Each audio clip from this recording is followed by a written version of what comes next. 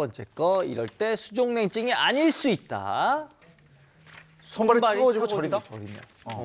일반적으로 손발이 차가워지고 색이변했을 때를 수족냉증이라고 생각을 하시는데 저리거나 이제 통증 같은 감각이 동반이 된다면 말초 동맥 질환을 좀 의심을 해보셔야 합니다. 그러니까 우리 몸에 있는 동맥들은 아까 얘기하신 심장에서 혈액들을 쭉 공급을 해주게 되는 혈관인데 이 중에 심장이나 이제 뇌로 가는 중심 혈관을 제외한 나머지 혈관들을 말초 혈관이라고 하거든요. 이 중에서도 이제 동맥 같은 경우에는 산소나 영양분을 가지고 영양분을 공급해주는 역할이잖아요.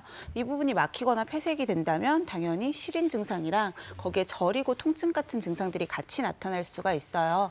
근데 영양분이나 산소가 지속적으로 공급이 안 되면 어떻게 될 것 같으세요? 점점 이게 말라가지 않겠어요? 그렇죠. 이제 피부 같은 경우도 다 세포 조직들이기 때문에 이런 곳에도 영양분이 공급이 되지 않는다면 아까 사진에서 보셨던 것 같은 괴사까지도 발생을 할 수가 있고요. 정말 심한 경우에는 절단을 해야 될 수도 있는 거죠. 그러면 수족냉증인지 혹은 말초 동맥 질환인지 구분할 수 있는 구분법이 있나요? 사실 수족냉증이라는 건 증상만 가지고 보게 되는 거고 말초 동맥 질환이라는 건 원인이 들어가 있는 진단명이잖아요. 일반적으로 손발이 차가워지면서 저리거나 통증이 아까 동반되는 경우도 있고요. 또 하나는 동맥이기 때문에 원래 맥이 뛰어야 돼요. 근데 내가 이렇게 차갑고 저린 부분 근처에 있는 동맥을 이렇게 짚어봤을 때 맥이 잘 느껴지지가 않는다고 하면 특히나 말초 동맥 질환을 좀 의심을 해보시는 게 좋고요.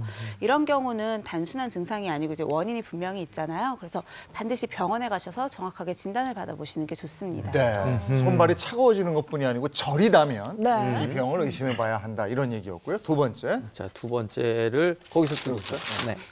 손발끝이 파랗거나 붉게 변한다. 오. 네, 보통 이제 저런 증상을 보이는 경우가 이제 레이노병, 레이노 증후군이라고도 표현하는데요. 찬 자극, 예를 들어서 찬물에 손을 담그면 네.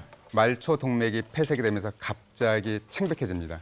지금 파랗게 변한다고 이제 아까 이제 뭐 저거. 자료에 나왔는데요. 네. 심한 경우는 백지장처럼 저렇게 하얘집니다. 예. 그래서 다시 이제 찬 자극이 제거가 되면 보상 작용해서 갑자기 혈액량이 증가하면서 굉장히 붉어지면서 붓고 통증이 심하게 유발되는 경우가 있죠. 보통 이제 우리나라 사람들을 이제 수족냉증을 경험하고 있는 30% 정도가 저 레이노 병인 경우가 있습니다.